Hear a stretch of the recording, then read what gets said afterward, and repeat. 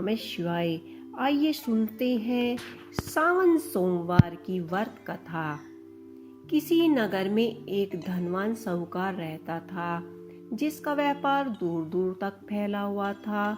यश, कीर्ति, मान सम्मान और धन दौलत व्यापारी के पास ये सभी चीजें थी। जो नहीं था वो था पुत्र। साहूकार निसंतान थे और इस बात की चिंता उन्हें हमेशा सताती थी कि उनके जाने के बाद व्यापार कौन संभालेगा। पुत्र की कामना हेतु व्यापारी हर सोमवार को व्रत रखने लगा। वो पूरी श्रद्धा भाव से शिव और पार्वती की आराधना करता था। उसकी भक्ति को देखकर देवी पार्वती प्रसन्न हुई और उन्होंने शिव जी से आग्रह किया कि साहूकार की मनोकामना पूर्ण करें। शिव इस इच्छा को सुनकर भगवान शिव ने कहा कि हे पार्वती, इस संसार में हर प्राणी को अपने कर्म का फल मिलता है और जिसके भाग्य में जो होता है उसे भोगना ही पड़ता है। लेकिन पार्वती जी के आग्रह पर साहूकार की भक्ति का मान रखने के लिए उसकी मनोकामनाएं पूर्ण करने की इच्छा जताई। इसके बाद महादेव व्यापारी को पुत्र प्राप्ति का वरदान तो दिया, लेकिन साथ ही यह भी कह दिया कि उसके बालक की आयु केवल 12 वर्ष की ही होगी। इस बात को जानकर व्यापारी को ना तो कोई खुशी थी और ना ही कोई दुख। वह पहले की तरह भक्ति भाव से शिव जी की पूजा करता रहा। पुत्र के जन्म पर परिवार के सभी लोग बेहद खुश थे। जब वह बालक 11 वर्ष का हुआ, करने के लिए काशी भेज दिया गया। साहूकार ने पुत्र के मामा को बुलवाकर उसे बहुत सारा धन दिया और कहा कि तुम इस बालक को काशी विद्या प्राप्त करने के लिए ले जाओ और मार्ग में यज्ञ करते जाना और जहाँ भी जाओ वहीं पर ब्राह्मणों को भोजन कराते और यज्ञ करते हुए चले जाना और दक्षिणी दिशा में जाना और दान दक्षिणा सभी को देते जाना। इस तरह मार्ग में यज्ञ करते हुए दोनों एक नगर में जा पहुँचे। राजा की पुत्री की शादी थी, लेकिन जिस राजकुमार के साथ उसका विवाह होने वाला था वह एक काका काना था।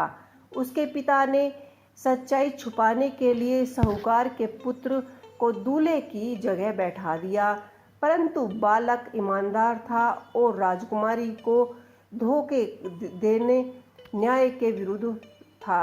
मौका मिलते ही उसने राजकुमारी की चुनरी के पल्ले पर लिखा कि तुम्हारा विवाह मेरे साथ हुआ है। मैं काशी जी पढ़ने के लिए जा रहा हूँ और जिस राजकुमार के साथ तुम्हें भेजा जाएगा वह एक काका काना है। मैं तो काशी जी पढ़ने के लिए जा रहा हूँ। राजा की पुत्री ने विदाई के वक्त जब वह लिखा देखा तो राजा ने पुत्री की विदाई नहीं की, जिससे कि बारात वापस लौट गई। दूसरे ही ओर साहूकार का लड़का और उसका मामा काशी जी पहुंच गए और वहां जाकर उन्होंने यज्ञ रखा। जिस दिन लड़के की उम्र 12 वर्ष की हुई, उस दिन यज्ञ के बाद लड़के ने अपने मामा से कहा कि मेरी तबीयत कुछ ठीक नहीं है। मामा ने कहा कि तुम अंदर जाकर सो जाओ। शिवजी के वरदान अनुसार कुछ ही देर में उस बालक के प्राण निकल गए। मृतक भांजे को देखकर उसके मामा ने विलाप आरंभ कर दिया। संयोगवश उसी समय शिवजी और पार्वती जी उधर से जा रहे थे। पार्वती जी ने भगवान से कहा कि स्वामी, मुझे इसके रोने के स्वर सहन नहीं हो रहे हैं। इस व्यक्ति के कष्टों को अवश्य ही दूर कीजिए। उस मृतक बालक को देखकर महादेव जी बोले कि ये तो वही साहूकार का पुत्र है जिसे मैंने 12 वर्ष की आयु का वरदान प्राप्त था। मृतक भाव से विभोर माता पार्वती ने कहा कि हे महादेव, आप इस बालक को और आयु देने की कृपा करें, अन्यथा इसके वियोग में इसके माता तड़प तड़प कर मर जाएंगे। माता पार्वती के आग्रह पर भगवान शिव ने उस लड़के को जीवित करने का वरदान दिया। शिव जी की कृपा से लड़का जीवित हो गया। शिक्षा समाप्त करके लड़का मामा भांजे के साथ उसी नगरी में जहाँ पहुँचे। वापसी में वो दोनों उसी नगर में जहाँ पहुँचे जहाँ उसका विवाह हुआ था। उस लड़के के ससुर ने उनको पहचान लिया और महल ले जाकर उनकी खूब खातिरदारी की। भूखे प्यासे रहकर बेटी की प्रतीक्षा कर रहे थे।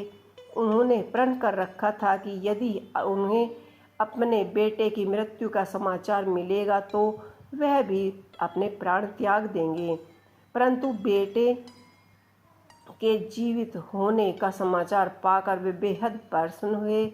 उसी रात भगवान शिव ने व्यापारी के स्वप्न में आकर कहा कि हे श्रेष्ठ, मैंने सोमवार के व्रत करने और व्रत कथा सुनने से प्रसन्न होकर तेरे पुत्र को लंबी आयु का वरदान दिया है। इसी प्रकार जो कोई भी सोमवार व्रत रखता है या करता है या कथा सुनता है, पढ़ता है, उसके सभी दुख दूर हो जाते हैं, समस्त मनोकामनाएं संपूर्ण होती है। तो ये थी सोमवार की व्रत कथा, यानी सावन सोमवार की व्रत कथा। आपको कैसी लगी मुझे कमेंट में बॉक्स में लिख के अवश्य ही बताइएगा।